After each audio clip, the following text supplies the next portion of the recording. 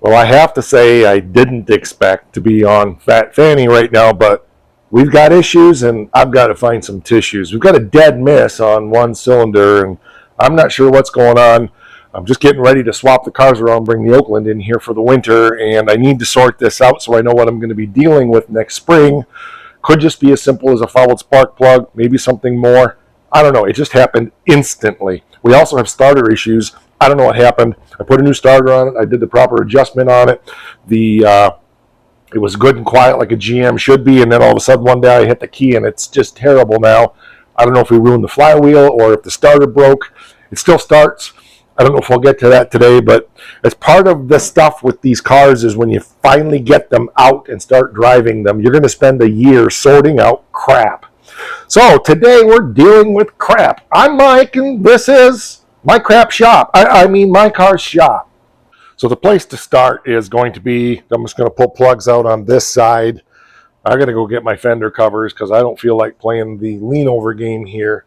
So I forgot about that. Let me go get those and I'll be right back. Okay, there we go. I've never been a big fan of fender covers because I have definitely had experiences where things get damaged because of fender covers. But when Mark volunteered these to the shop, I thought, you know what? For a car like this one, where these fenders are just so big, it probably makes some sense. Let's see what we got. That plug is definitely sooty. How are we going to keep track of these? We'll put them here. Okay, and that one is, we'll put that one up there. That was the back one. This is the second one. I'm hoping I find a soaking wet plug, and that's going to be our issue. The choke is a little aggressive when this thing is cold. But usually you just give it a burp and it clears out. So, I don't know, it's just weird the way it all of a sudden just started missing. Well, that one's wet. That could be our culprit right there. Although, you know, last night when I pulled it in here, it didn't run long. You know, it was just, that's part of the problem is, even though I'm driving it now, well, it's coming off the road tomorrow for the winter, but even though I'm driving it, it still does a lot of starting and stopping, just moving it around, and that's hard on these old carbureted engines. They just don't deal with that efficiently. The choke probably needs some adjustment, and that would help. But again, as I said, it's all part of the sorting out. So that one's drier than that. Let's see, what cylinder is that? Cylinder 6. It's 1, 2, 3, 4, 5. Yes, so it's cylinder 6. Okay, let's get this last one out here.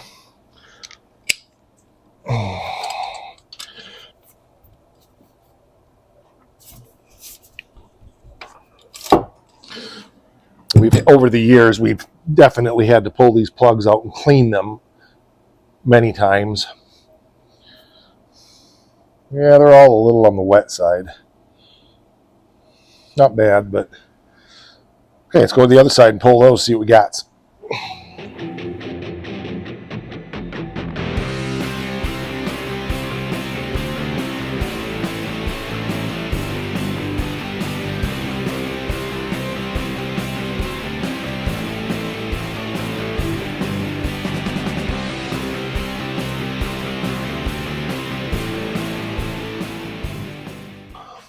So again, these on this side look a little sooty. There's only one that looks suspect to me. Although that number two plug is pretty wet. I'd say number 2 is the one. Number 6, yeah, 6 is a little bit, you know, they're all a little sooty. That one's got a little wetness to it. This one here is really wet, and my guess is that one's the one that's fouled. So probably it's number 2 cylinder. Probably is the one that's giving me the misfire. They're a little sooty, and they're a little bit wet. But we're going to go ahead and clean these up, and they should be fine again. So we'll get these sandblasted up here. I got to unearth the sandblaster and get things hooked up, and then we'll go from there. Okay, I haven't used this in so long. It's quite dirty. We'll try to get this clean super fast and super easy. There we go.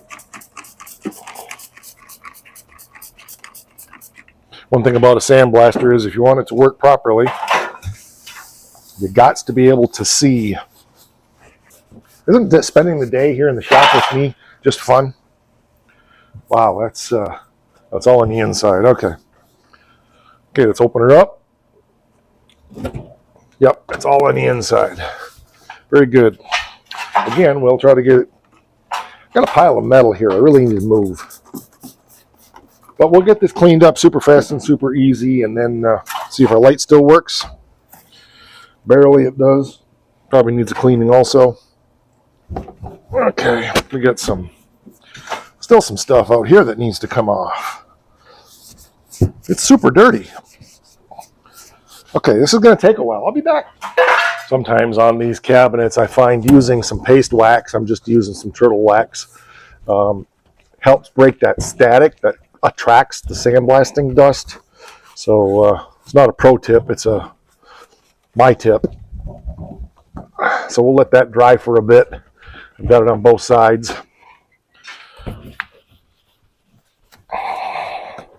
Let that dry for a bit, then we'll buff that out, then we'll get to cleaning our plugs. But yeah, you got to break that. This plastic lid has, it's plastic has, magnetic, so to speak, and it'll attract dust. So hopefully this can take care of that. Also, I need to look at this. Oh yeah, it's just filthy. Part of it is this gets full of sand. So I'm going to have to replace this flashlight eventually, but it's bright enough for what I need to do today. I don't think I have any AAA batteries anyway, so there you go. All right, let's come back to that in a second. Normally, I will put a vacuum going on this, but being as I'm only doing spark plugs, we'll see if we can get away without it. Let's do some plugs up, see what we got.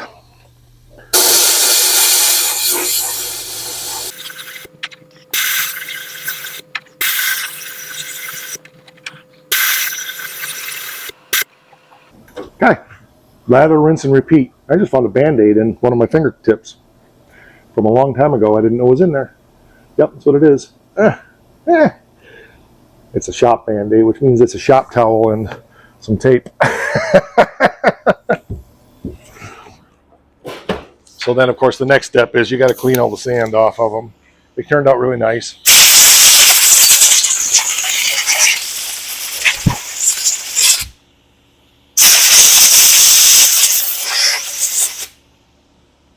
So that'll be a few minutes.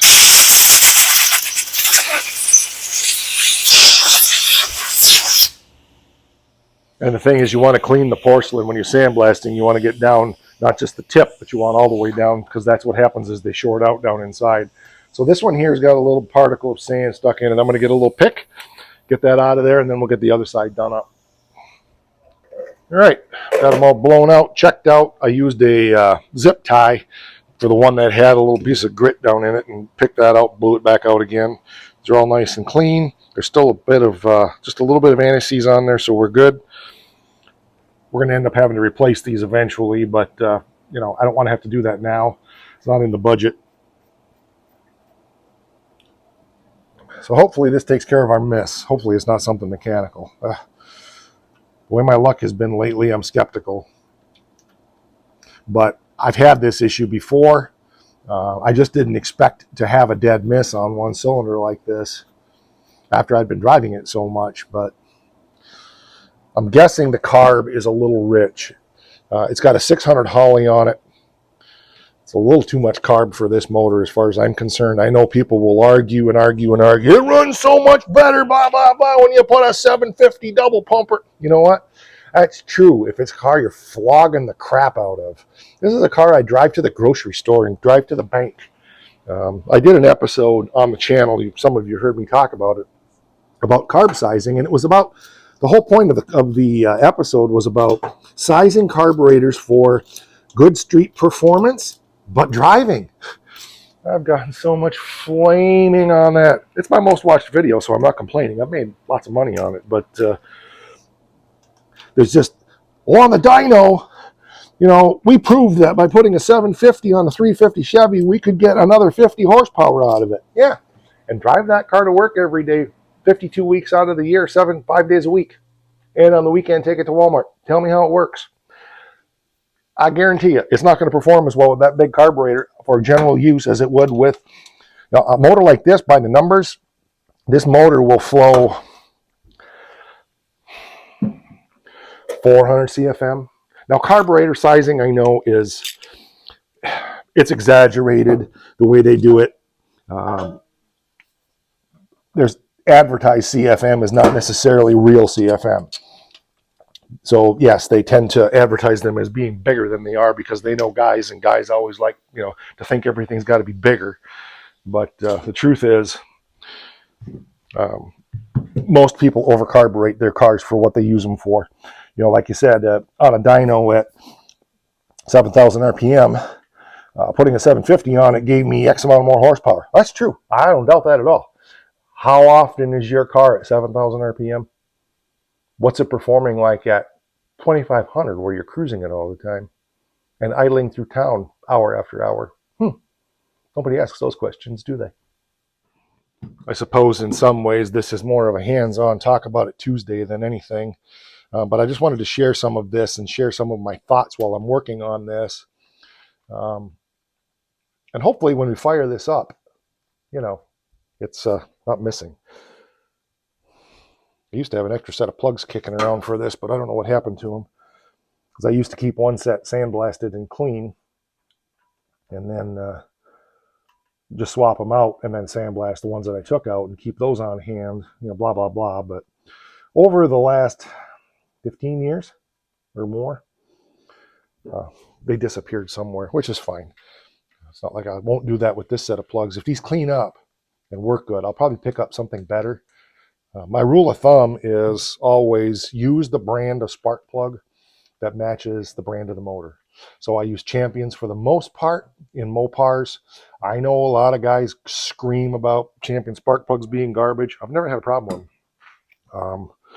Never. And use AC Delco in GM, and I use Motorcraft, Autolite, whatever, in Ford.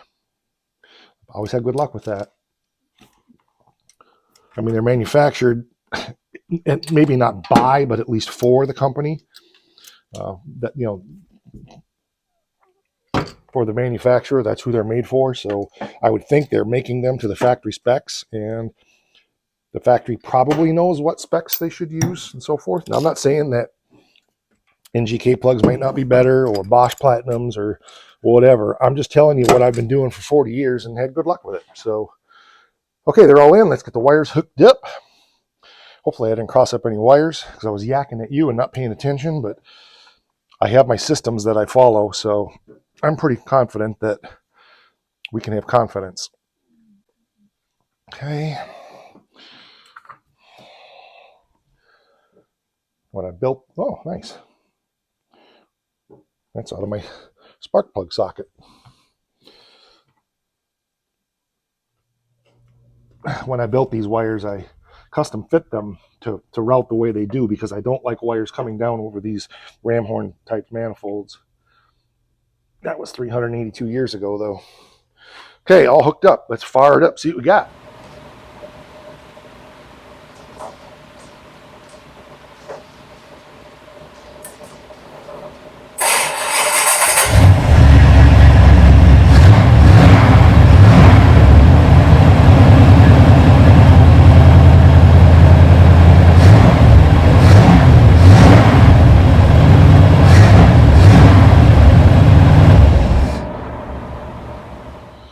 Well, that was good.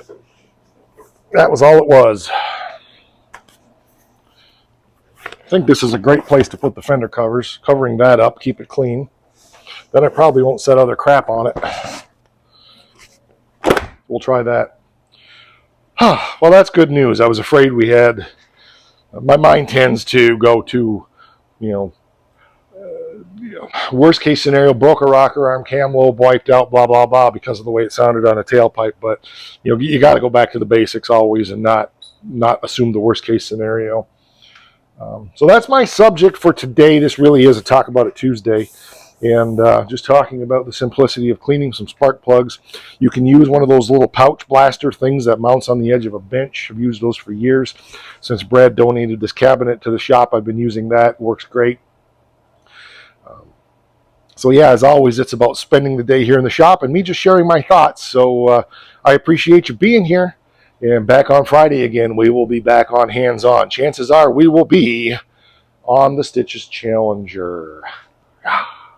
We'll catch you on the next one. Like, share, subscribe, and don't forget, because it's important. Rah!